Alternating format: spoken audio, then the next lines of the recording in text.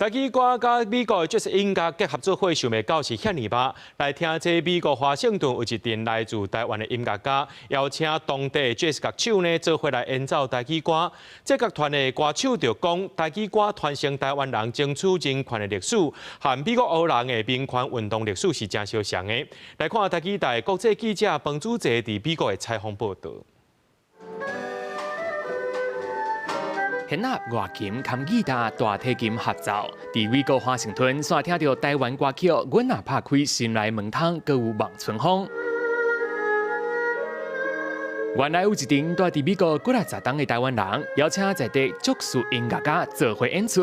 我爸爸媽媽甲我阿公阿嬤攏是聽這個歌曲大漢的，用這個機會，讓美國人了解咱正港的台灣歌成做什麼款。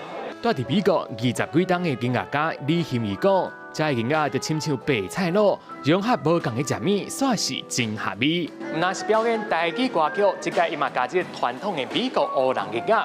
樂團的歌手嘛講，佇準備的過程當中，伊嘛更加熟悉台語的文化和歷史。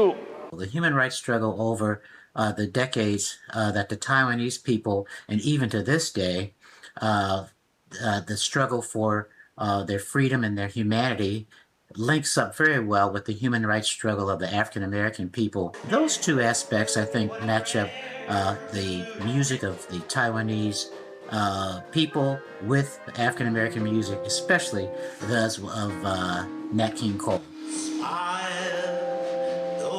頭一擺聽到用台灣樂器演奏音樂家 Nat King Cole 的微微仔笑，美國觀眾是真痴迷。What a great combination of having a fusion Asian Nat King Cole, and actually it was a lot of interest to try to figure out exactly what that was all about.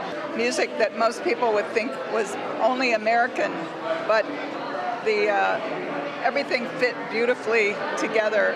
現在這種樂器，喺美國因較無聽過這種物件，所以我就盡量把二胡的特色甲表現出來。除了爵士音樂，伊嘛試過少年人喜歡的搖滾音樂。樂團嘛認為台灣歌曲傳承台灣人爭取人權的歷史，這個美國黑人民權運動的歷史真相像。喺美國的台灣音樂家嘛希望透過演出，讓更加多人聽到台語音樂。公視國際記者彭祖哲，美國華盛頓報道。